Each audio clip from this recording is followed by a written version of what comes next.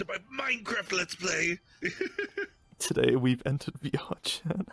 We found this crazy little guy. I think he's a villager. I think he's a wandering trader. Who am I? He's selling me all sorts of assortments and goods. You could look around his head. I got deals in business. I got everything to blow your mind. Oh my god. Allegedly, he's selling the 8-ball for like 1 emerald. I can afford that. Yeah. It's magical. It's whimsical. As of right now, it's broken, and it only says concentrated. Ask again. Hey all, welcome to Behind the Lens for another episode. Today we're interviewing Crazium. Would you like to introduce yourself there for those who may not know you? Hello, I'm Crazium. I'm a VRChat content creator, primarily focusing on worlds and occasionally avatars. Primarily with worlds revolving around games and social experiences, very unique to the platform. Thank you very much for your time, Crazium. Now, why did you choose this world? So, I chose this world that we're in right now because this is a very special world to me. This is kind of, I guess, the world that has gotten a bit of my startup of sorts, where it's this world will be deleted in 24 hours. And funny enough, this world has survived about 1.5 years now. So clearly from the title, it's a bit of a lie, but this world is in a constant state of almost being deleted in 24 hours. But yeah, this is a very special world to me. This is kind of where I got a lot of my start from. We got a Rain Dance nomination and everything from it, and it's just been a very nice world to that. I don't know, that people seem to enjoy. Mm-hmm. They enjoy the concept of it, so... Now, the real question is about this world. Can it actually be deleted? Yes. So I have always told myself that... So when the timer actually reaches 0, I get a Discord ping off of Discord. We could have set up an automated system, but we decided not to because, like, what if that bot just glitches out one day and it deletes the world without us even knowing. So I've opted in for a manual system where that timer hits 0 and I get a Discord ping. And that Discord ping, if I am awake at that time, if I have access to my phone, computer, whatever, I will, no hesitation, go on VRChat, go log into my profile, all that, and I will just delete the world. Probably after verifying that it's at 0, just to make sure. But yes, the world will 100% be deleted, when that timer goes back down, or goes down. I mean, we just had to check because, this. It is quite impressive for a world to survive a full year without anyone, not being on it, especially as it's become more. Mm-hmm. That's been the fun and interesting thing is so this world was originally built with the intent that it would have only lasted about 2 to 3 months, but I really underestimated how persistent people are to pressing a button every single day. Because that's the thing is most people that visit this world, pretty much all they do is they log into VRChat, they have this set as their home world, they go run forward, press the button, and then they go on with whatever rest of whatever adventure they're gonna go on VRChat that day. So and has it ever actually got to a point, like how low has this world got to? So the lowest the timer has ever gotten down to is 16 hours and 15 minutes back May 30th, 2023. So it has been over 1 year since we've seen it at its lowest. And I was actually there. It was like 6 a.m. in the morning or something. I was getting ready for a trip, and one of my friends DM'd me like, "Hey, the timer is really low. You should get on right now." And there was like a full public instance of people just watching the timer as it's ticking down. seeing how low it'll go. And also that same instance of people, whenever somebody would join, they would yell at the person, "Don't press the button! Don't press the button!" And I assume eventually someone have to, considering, Oh yeah, a friend saw me online, and they knew exactly why I was in the world, and they went to press the button. I mean, good choice. Keeps it alive. But if we take it back to the early days, how did you get into VRChat? So I remember the first time I hopped onto VRChat was actually, I believe, New Year's 2020 to 2021. On New Year's Eve, I got COVID, and like a lot of others during the pandemic and everything, they went on to VRChat, and so I was in isolation, just in a separate bedroom from my family, and I was like, this sucks. I can't believe I'm spending my New Year's Eve in isolation and all of that. I have this VR headset. Oh wow, this VR headset works with my PC. I might as well go check out VRChat. And so I checked it out for the night, thought, oh, this is pretty neat. And then I didn't play for like 7 months. And I think it was just randomly one day I was just like, let's go on VR, let's check out VRChat again. And that's just when I started playing more actively. More specifically, a world called Super VR Ball is what I would play regularly, and that stuck me around. Now, linking on to that, where did your fandom for Super VR Ball come from? So it was interesting. So I started off playing Super VR Ball, and at the very start, I think this was after their first update, adding like the desert levels and all of that.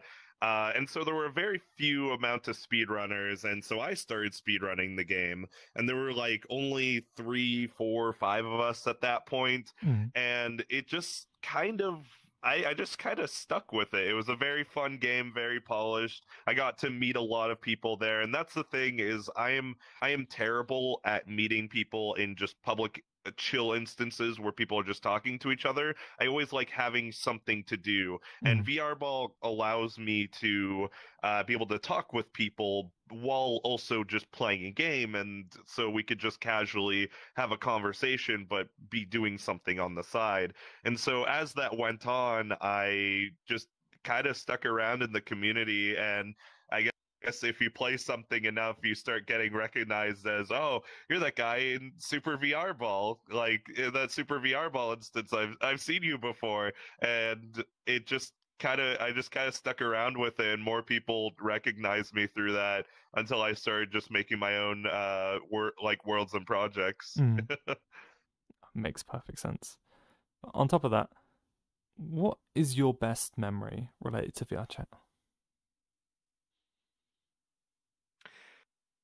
I think my best memory was this past New Year's Eve, most likely. One of my goals of 2023 was to get a booth in the New Year's Eve world, and we were invited to make a booth or poster or whatever, and I was, on New Year's Eve, I was so incredibly happy. We had all like a bunch of my friends were like staking the booth in like a specific instance, and we just hung out the entire night, like around the booth, like saying hi to people and like showing off like the booth and all of that. And I think that night is like one of the most memorable nights I've had in VRChat. It's just it was so nice being around so many friends that night. And is there any specific interaction which you particularly remember, whether it be with friends or with someone completely new?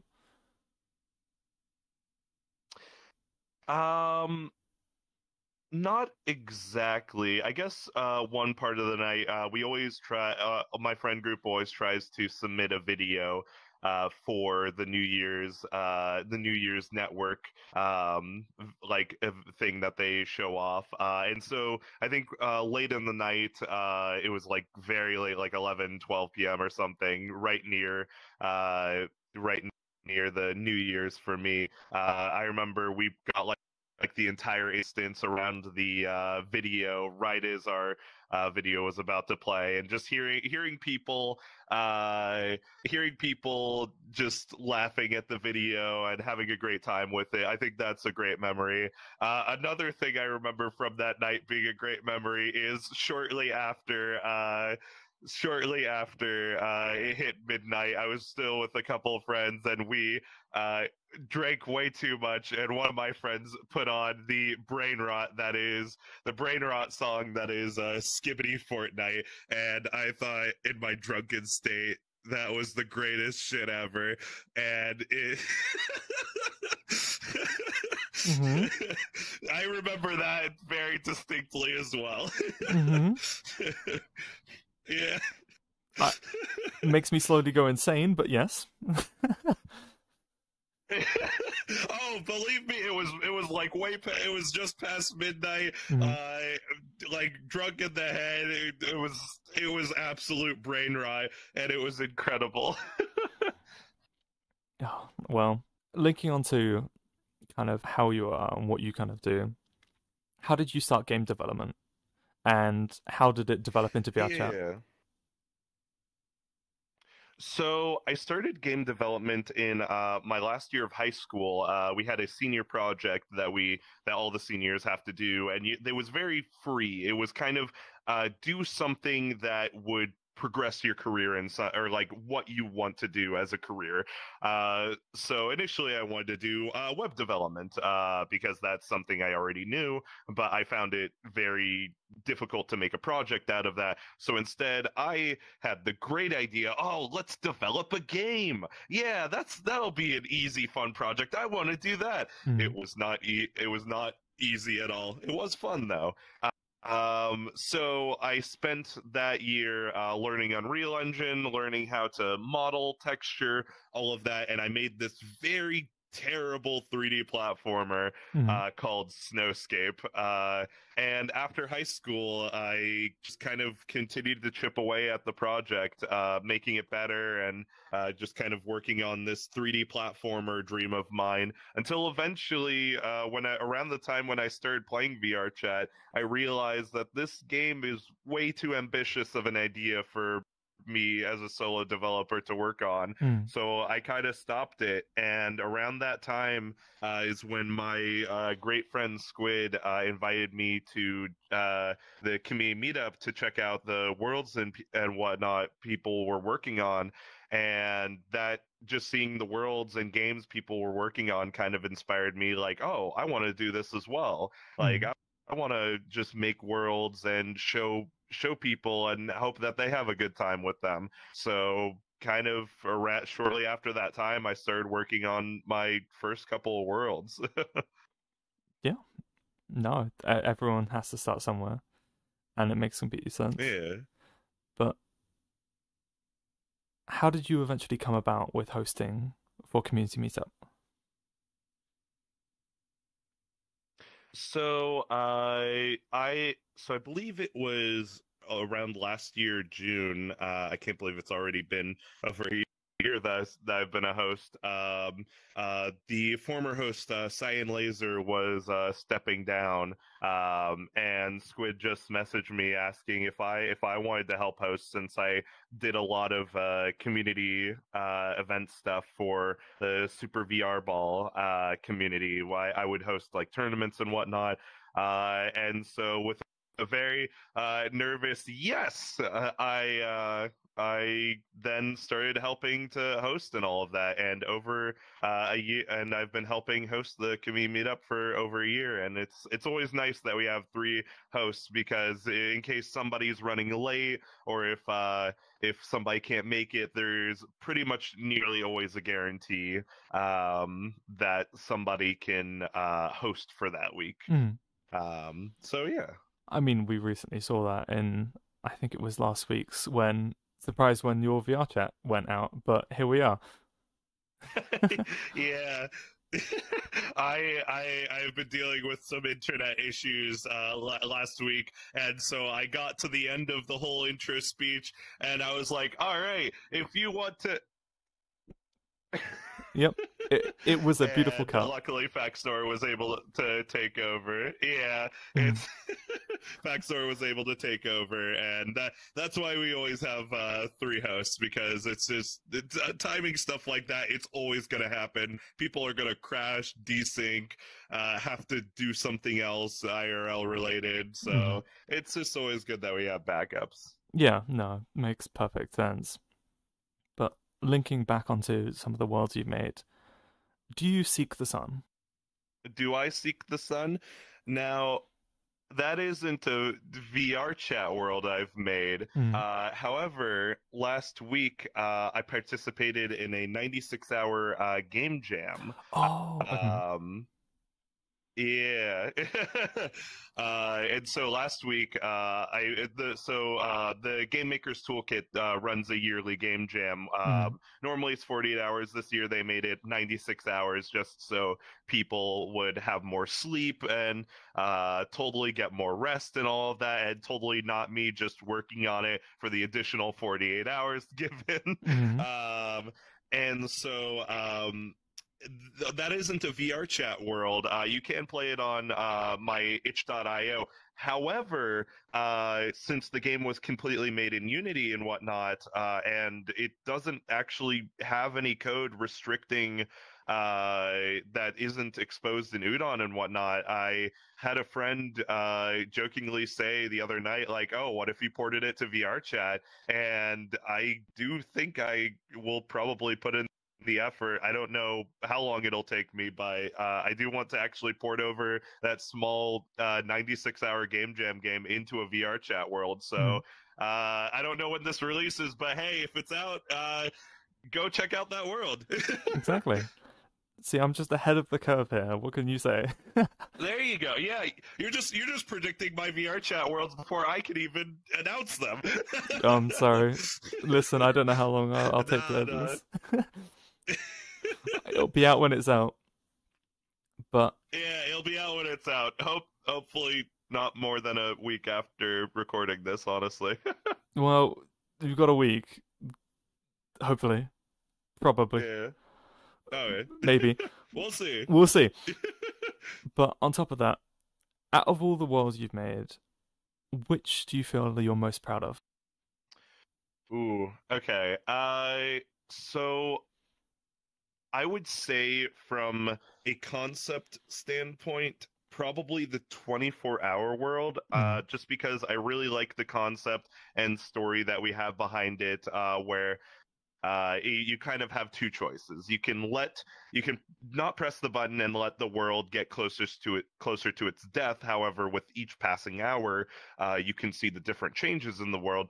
Or you can press the button, keeping it alive for at least another 24 hours. And it really is up to you. The choice is up to you. However, from an artistic standpoint, I revisited this old world of mine from a year ago. It was called Placeholder, which was pretty much Reddit's r/place in VRChat. It was a 2-week event that we held in VRChat last September, and from an artistic standpoint, that was probably my biggest, most ambitious project by far, because when we were pretty much finished with all the programming in July, I was like, oh boy, I have a great idea. Since this is strictly a 2-week event, let's make like a different table set, a different set environment for every single day. That's only 14 environments. That's not going to take me too long to 3D model. We released the world 3 months later after that point. Sounds right. So it was quite a bit of a artistic endeavor. However, I think in the end, I loved all of the environments that were made, and I think it really added on to the event. And with each passing day, it just made every day even more special, and a reason to come back to the world every single day, because it's just different every day. And speaking on the part of the artistic senses, out of each of the 14 different mini sub-worlds you've made, which do you enjoy being in the most? So I would have to say probably the final day of the event was called Eviction Day, Mm-hmm. and so the funniest thing is like we have days like, oh, train tracks day or building block day because you're shrunken down on a table, and Mm. then it's kind of, you have all these really fun uh different days, and then the final day is Eviction Day. It's like, oh, this is a different like turning point that I was expecting. Mm. And even one of my friends was like, "Oh, what's the final day gonna be? Like a party day?" I was like, "No." um, and so that's the eviction day is kind of just this conglomerate of every single day beforehand, Mm. all put together. Just like you have all of the objects from the different days and like packed away in these boxes. And I think it just like it was the day that kind of tied the event together. Mm. And it tied all of the previous days together. It kind of gave a there was like a little note on the end of the desk that was like, you have 24 hours to vacate the premises. Mm. And that's the thing. It was also one of those days where I really got to play with scale and have these giant boxes Mm. towering up towards the sky. And I think that was a lot of fun to play with and a lot of fun to see in VR. Yeah. No, it sounds really interesting. I'm honestly a little sad I missed it, but here we are. And I know earlier you mentioned the lowest it really got to was about 16 hours or so. There's still another 16 hours in that time. Is there any different Yes. features, different Oh, scenarios which people have never seen? So many. That's as much as I love this world, it pains me as an artist because this there are essentially 16 hours of different versions of this world that nearly nobody has seen. Mm. The only time that we have let the timer go down to zero was during our Rain Dance nomination for 2023. Mm. We held a special event to go through all 24 hours in just like one sitting, and so that's the thing is there are like people have seen what's from hour 0 to 16. However, naturally, we have never seen that those times before. So there's a lot of people who did miss out on it. Mm. And there's so much in this world that hasn't been seen. And it's funny because eventually I plan on putting out a 2.0 version of this world where it's just a nicer looking version. My art has gotten a lot better in the year and a half, and I want to kind of show that off with Mm. a better version of this world while still adding more content to the lower hours that people will never see. Let's go. Yeah. I'm sure that'll be really interesting. However, I can guarantee you, your community probably won't let us ever see that. Yeah, Oh, oh, those button pushers out there pushing the buttons. I'm looking at you, Krazko. So, for people who may not know, what is Krazko? So, it's interesting. So, Krasco is a fictitious company of Mm. sorts, where it falls under two different categories. Where so Krasco is my overall branding for my projects and whatnot. That is the less fictitious side of it all, where everything that I make is under the branding of Krasco. However, there's also the group Krasco, which in the end is just a group of friends, no company side to it and all of that. Even though we joke about saying like, "Oh, you're the HR department" Mm. and all of that, but that's the thing is, Krasco has always been this kind of fictitious, very maliciously comedic company where it's just like you think of the worst company in the planet Hmm. exploiting its workers and all of that, and Krasco is doing that times 10. It's just business. It's just business. Good Business business. is business, and deals are deals, and profits are going only up and only up, is the Exactly. way we accept it. Exactly. But Yeah. with the beautiful fictitious realm of Krasco, is there anything you want for it to develop into over time? So, I mean, I guess if given the opportunity, if I were to ever expand my projects to a more commercial level, or be able to just make money and whatnot off of my projects or games or whatever, those would fall under Krasco, Mm. as a no longer fictitious company, but hopefully not as malicious. Well, there's Krasco VR and Krasco Incorporated.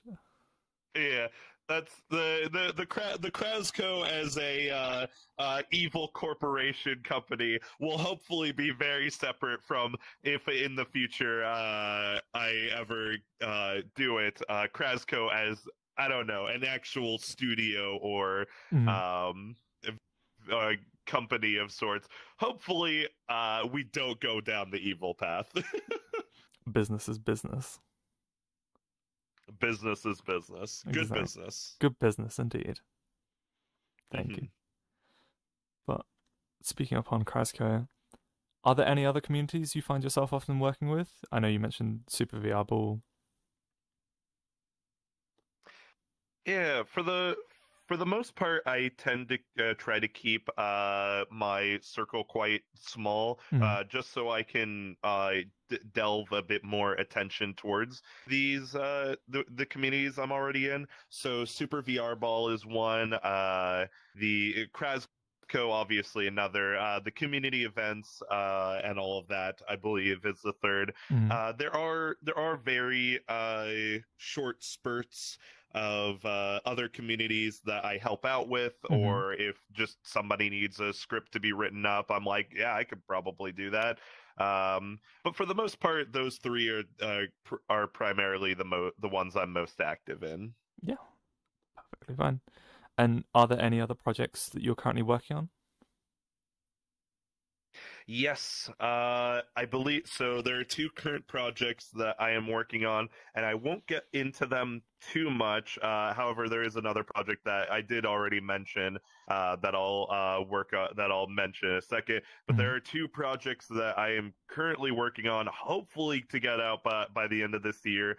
One of them is a completely new game world. It's just a small dumb game idea that I think a lot of people will enjoy. And I'm honestly quite surprised nobody has made in VR before.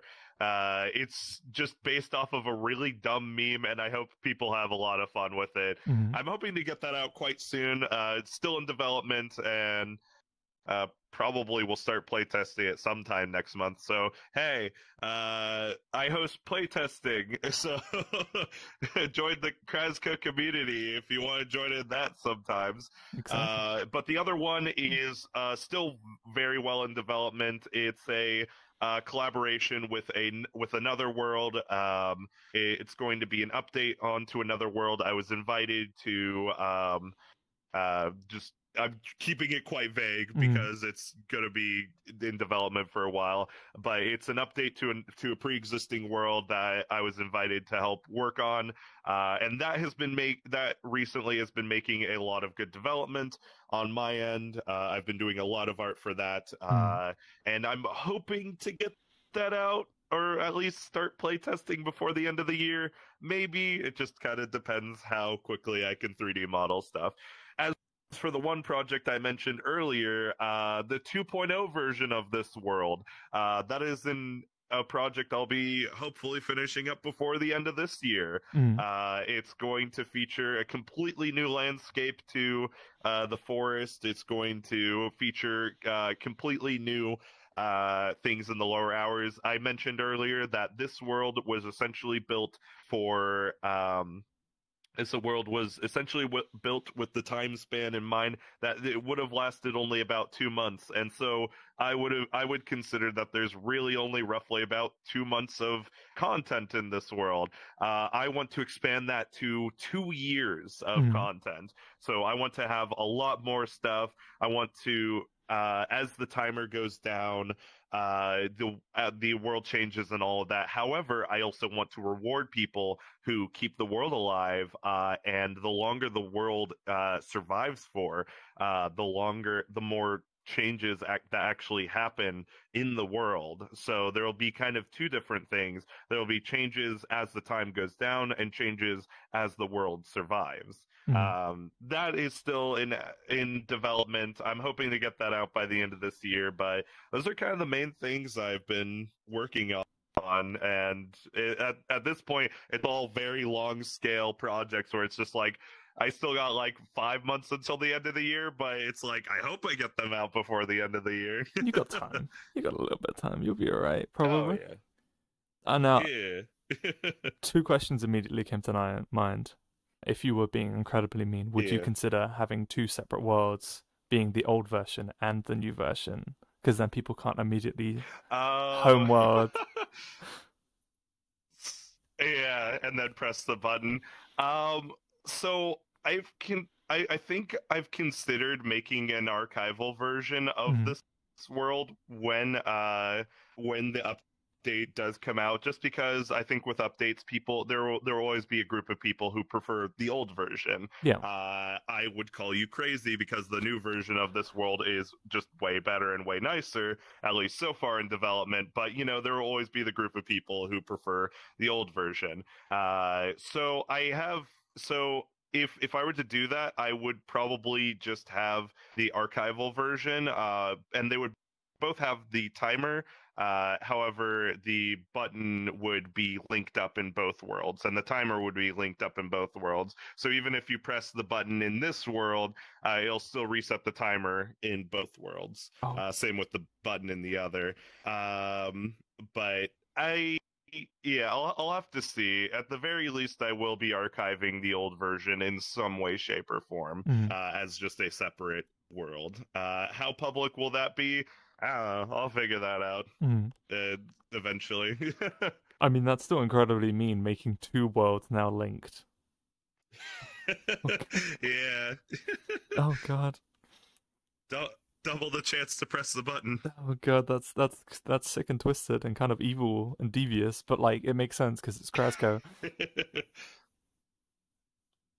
Oh yeah. I mean, it's always funny because we have a lot of world ideas that kind of follow this similar format of timer goes down, things change in worlds, and so we've tossed around a lot of ideas with that, and a lot of ideas that we probably will get to eventually, and some that we probably won't get to eventually. I wanted to do another version of this world where the world is divided in half. Quest users on the left side, PC users on the right side. They both have their own button and they both have their own timer. The timer is only at like, I don't know, 10 to 12 hours instead of the full 24. Quest users can't press the PC button, and PC users can't press the Quest button. The Quest button resets the PC timer, and the PC button resets the Quest timer. So it's kind of they need each other to survive type of thing. Oh God. And once one is dead, their side is completely deleted, and the other, it's only an amount of time until the other side is dead as well. Oh God. It's evil. It's cunning. More buttons, more timers. More buttons. People love buttons, what can I say? But oh yeah. You find in life you kind of need those, you want those fix all buttons, but sadly we can't always have those. If you could make one change to VRChat to help improve it for the future, what would that be? So I know, understandably, this is a tall ask, and quite a bit of difficult one. I would just want better networking, so that we could make more complex worlds and all of that. And not so much networking in terms of like programming and all of that, more so networking in terms of latency. And I know VRChat, there's nothing much VRChat can do on their end with fixing any of that, because it's just the technology that we're at in current age. But I would love to have better networking and all of that, be able to sync up objects more perfectly with other players. I always tell one of my scrapped projects was kind of defeated by VRChat networking, just because I could not sync up a ball rolling around with players effectively enough. And I asked multiple people who were way more experienced, like, what's the best way I can sync up this ball to have it to make it as perfect amongst players as possible. And we were all just completely stumped. And so that's the thing, is like, if there was a day where networking can be good enough to sync just a rolling ball between players near perfectly, that would be incredible to me. And I think there are so many worlds, so many action worlds that are where you're actively doing something, fighting with players and whatnot, that are very heavily very heavily not broken, but dissuaded by the network latency and all of that. No, I completely understand. I mean, imagine having high network latency right now. West Coast. West Coast instance. Can't have anything anywhere. Can't have anything anywhere. Krasco takes it all away. Nothing changes. It's our profit margin in green. Woo!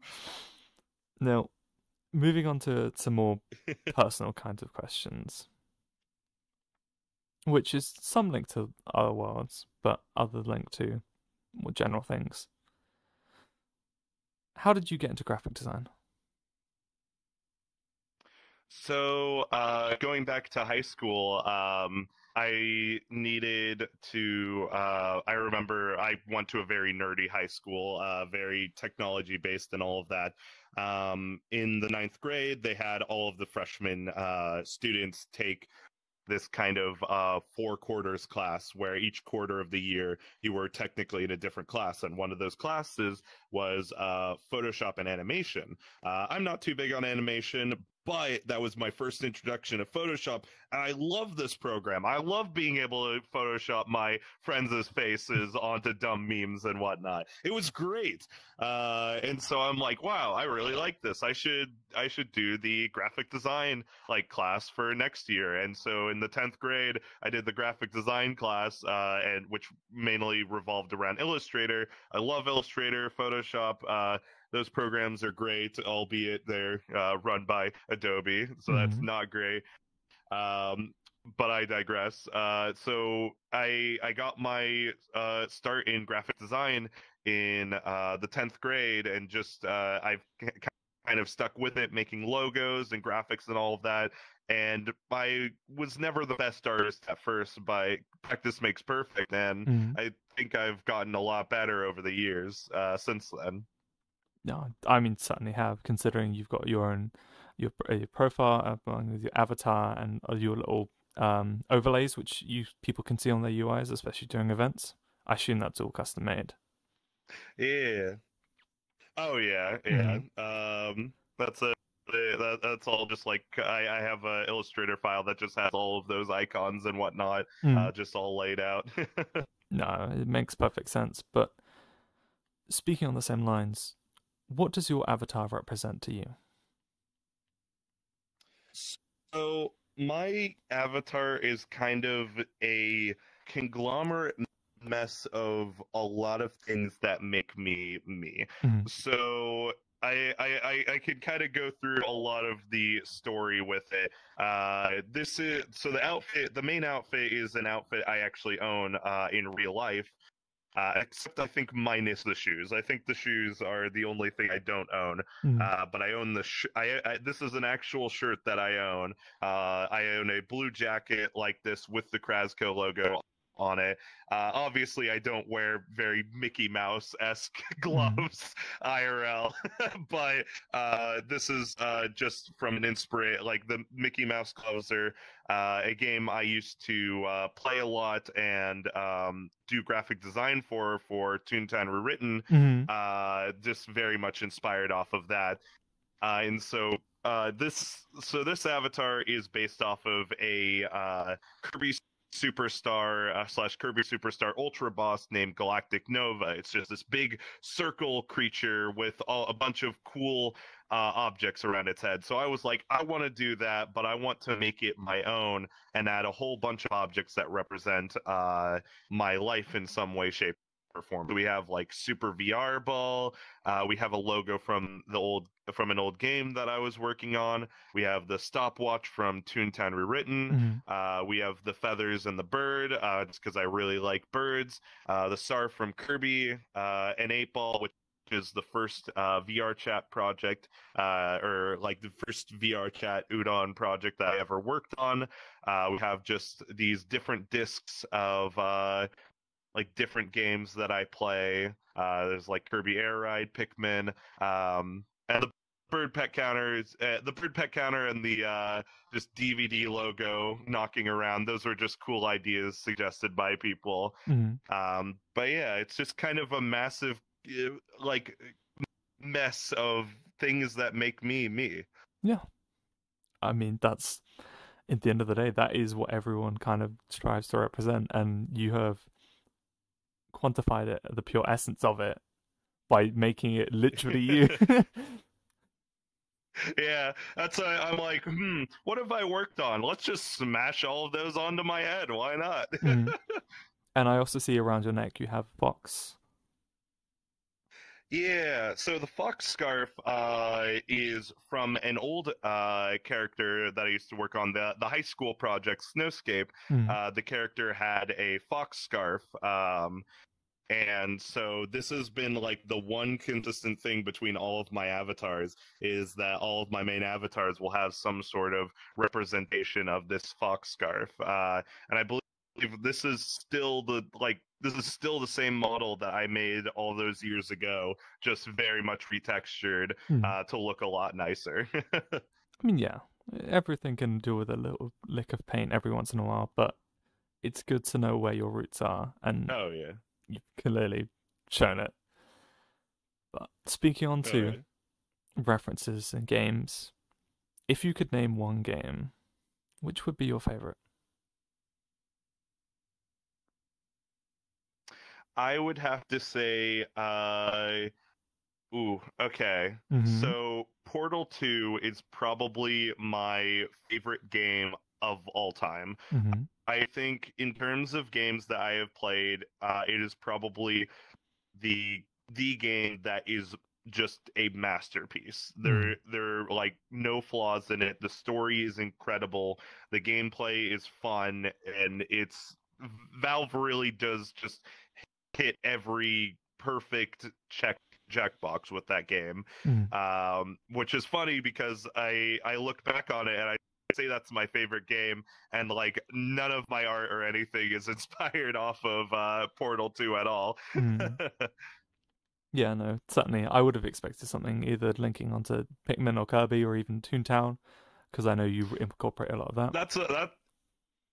Oh yeah, that's the thing. Is I always say my three favorite game franchises are Splatoon, Kirby, and Pikmin. Because I think they very much influence the art style that I go with. They're just games that I absolutely love and enjoy, and find a bunch of fun. I always find it funny that those are the games that have like influenced my style so much. But at the end of the day, Portal 2 is just such a perfect game in my eyes that it's just my favorite game. Yeah, no, perfectly reasonable. But linking upon references within culture and sorts, where is Fahrenheit? So Fahrenheit is a funny little joke that I put on my Twitter bio, where it's like, oh, put your location, and I'm like, I wonder if you could just kind of put whatever you want in there, and it turns out you could just put whatever you want in the location part. So Mm. I put Fahrenheit, which is a from my old high school project, Snowscape, that I continued on. It was one of the planned areas. Fahrenheit was going to be this skyscraper-esque level. And like the whole game had to do with like temperature and like kind of global warming and whatnot. So Fahrenheit is just a kind of fun play on words of like Fahrenheit, obviously. But like Fahrenheit's like you have these big tall skyscrapers and you're jumping from skyscraper to skyscraper, and those levels never got to see the light of day. But I always like to just pick out and prod little fun Easter eggs from my previous projects, and like to just throw in whatever. No, I completely understand referencing. Like even I do a little bit with my own past references, but I'm deeply ashamed with myself that I didn't get the Fahrenheit. Oh, that game had a whole bunch of dumb puns like that. The three main characters were named Kelvin, Celsi, and Farron, each respectively named after their temperature counterpart. And by any chance, was their character types reflected on whether they were a hothead or calm and cool? Yes, I mean Farron was definitely kind of the hot-headed one. Mm-hmm. That's the thing is I always thought it was interesting because it was Farron was red, Celsi was purple, and Kelvin was blue. Mm. So I always kind of Kelvin always wore like a kind of blue overcoat. Farron had like this big red hat on with like a red coat on and all of that, and Celsi wore like a purple science coat. Mm. And so it was kind of interesting. Their names gave a bit of their personalities because I always think Fahrenheit's fire for some reason, Kelvin blue, cold, etc. Yeah. But linking on to names, some of which you've created yourself, why did you decide to use the name Crazium? So it's always a bit of a funny story. My old name, absolutely ridiculous.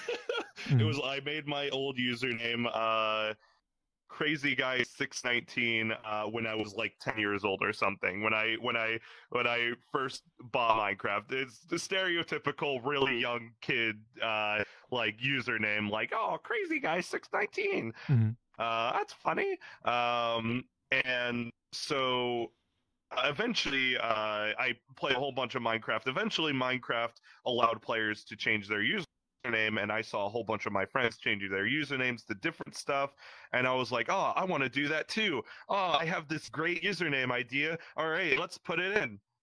Oh, it's already taken. Okay, I'll just use the secondary idea, Crazium, instead. Mm-hmm.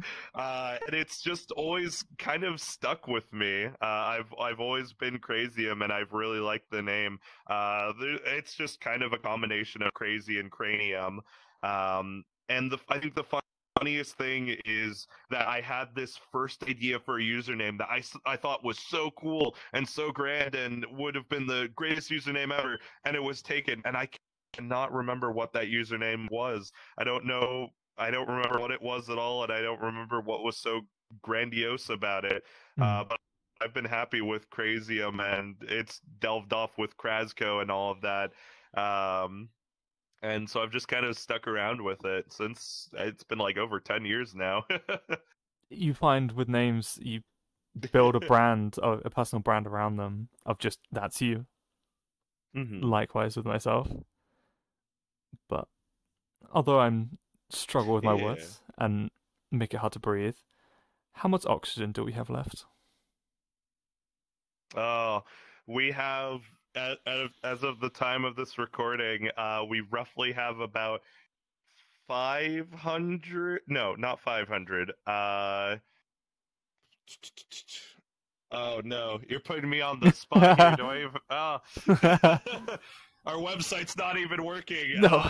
We have about. I think we have a little over. I think we just have a little over 4 years remaining. I just checked it the other day. Mm. I think we're quite literally a couple of days until we reach the end of the first year mark. Mm. That and so that world has been out for a little over 4 or 5 months now. So we've gone through about a year's worth of oxygen in about 5-ish months, I would say. That world is very much going to be a slow burn. I do plan on updating it in the far future, but that's far future me speaking. Yeah. And is there anything happens? I know you've done it with other worlds. Is there anything happens the less oxygen we have left? Yes. So there is an oxygen concentration meter that slowly goes down that pretty much tells when the next major event happens in the world. And so as of right now, we have had every time that reaches 0, a room is jettisoned from the ship. And so far, we have had 2 rooms get jettisoned from the ship. We've had the basketball court, and we've had one of the crewmates' rooms get ejected. And so the fun thing is those rooms aren't just completely unavailable. You can go up to the teleporter room, and you can see the ejected versions of those rooms. And so as the world's oxygen goes down, things change in the ship, and a bit more of a story is being told through these data keys that can be found as the oxygen goes down. There's also smaller things. I think every 100 days we have little newsletters that come into the world, so that's kind of an in-between that tells more so the story of what's happening outside of the ship, or external sources of what's happening. But that world has been very much a bit of a slow burn. It'll be a while until the whole story is told, but oxygen is being consumed at a steady pace, and we'll just have to see what happens. I support Crazco forcing us to buy oxygen at a indefinite rate. Yeah, breathe oxygen. Whenever you're in that world, just take a deep breath. The astronaut doesn't need it. He's just being selfish. I mean, makes perfect sense. We need it, not him. Exactly. He should just share. Now, wrapping up with a couple final questions, which I like to ask people. You work on a lot of projects. Now, what keeps you motivated to do the work you do? I think it's so most of the time, although I tend to make my projects for, I guess, a larger scale audience now, just whoever wants to check them out in VRChat. At the end of the day, a lot of my project motivations are I just want to see my friends have a fun time with a game or something. Like if I see people laughing, determined to do something in a game, or figuring out a story, that's the type of motivation that I love to see. And I like when it's always the best time when I first release a world, because you get the people checking it out in the new tab, and you have these active public instances. Just being able to see people, like for example, the 5-year oxygen world, it was incredible seeing people run around the ship and like looking at all the clues and like linking things together. And it's always funny from my perspective, because they're like, "Oh, is this gonna happen on the ship?" And I'm like, "That's a wonderful question." And I can't answer that question at all, because it's like maybe it'll happen eventually. I can't spoil the story, but it's the really attentive people, like the attentive to small details that I put on the ship, that they'll come up to me and they're like, I bet that this, and this is going to happen. And I just have to keep my mouth shut because they are completely right. And I'm like, good on you for looking out for the smaller details, but I can't admit that out loud. So I think at the end, my motivation is just seeing people enjoy the stuff that I put out.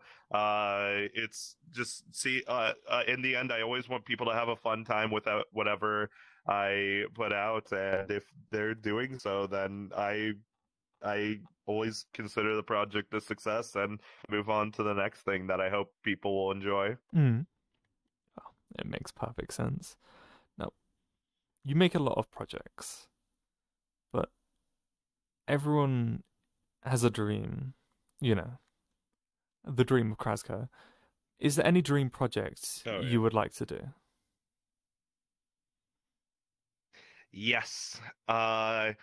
I have always, inspired off of Kirby Air Ride, I have always thought the best VR chat project I would ever want to make, if given, like, I don't know, a year or so to completely make this world, would be to make a Kirby Air Ride city trial world, completely playable with your friends in VRChat. You have the mini games, everything. You have you explore around this big map, collect items, and just prepare for a mini game. I would love to do that, and I would love to make it not just a port of Kirby's Air Ride, obviously, but make it also my own thing with my own designs and all of that. I would love to do that as a project, but I've always kind of shrugged it off because making a game like that, once again, as a solo developer for the most part, is a massive undertaking, and it's kind of hard for me to justify to drop a lot of the projects, or really everything that I'm working on, to just focus on this one big project for a year plus, potentially. Yeah, no, time management, and sadly, those heavier things you can't always achieve, as much as it would be amazing to have effectively Crazium's Air Eyes. But oh yeah, we can but only dream. Maybe one day, obviously not a guarantee, but one day I would like to give it a try. It's just I think there's a long road ahead until I'm at that point where I want to do that project. Well, I mean, at the end of the day, you have to start somewhere, but I completely understand. Yeah. On top of that, who has or is inspiring you to do what you do? So everything all links back to Super VR Ball at the end of the day. I think probably the biggest inspiration for making worlds and just making games, like more specifically for VRChat, is Blue Aces and Fax Machine, and recently Bobby Starr's work on Super VR Ball. It's just kind of it's where I got my start in VRChat. It's where I found my community. It's where I found my friends, and the game is fun. The art style is wonderful, and it's just kind of one of the biggest inspirations where it's like I want more of VRChat to be like Super VR Ball. I want there to be more games like Super VR Ball where it's just this polished, it's this fun, and there's just communities around surrounding it where friendships are made and all of that. And I think that's a lot where I want my projects to kind of go. Is I would love to have something like that. Where it's just a community is flourishing and friendships are being made. And so, yeah, Blue Aces, Fax Machine, they're my biggest inspiration when it comes to VRChat content creation and all of that. No. And final question. Is there anyone you would suggest for me to interview in the future? I would probably say my good friend Widget365, Mm. creator of Neo Worlds. That's a world that they put out semi recently. That is a world that they've been working on since we ended off placeholder last year. And they're just a really great friend of mine. We always kind of ping pong ideas and art stuff off of each other. He's an incredible artist, and I can not recommend him enough Mm. because it's just the stuff that he makes is just incredible. Yeah. I mean, I've recently seen his stuff being posted around. I've even come across it on many different feeds. So thank you. Yeah. But thank you all for watching. Thank you, Crazium, very much for your time. Is there anything else you would like to say? Yeah, this was a lot of fun. I'm glad. I'm really... I guess if I could plug my shamelessly, Go ahead. self-plug myself. If you want to keep up with the projects that I'm making, we have a Discord server, discord.craz.co, in your whatever web address you put in. That's an easy way to get to it. I also primarily have a Twitter and a Blue Sky for posting projects and whatnot.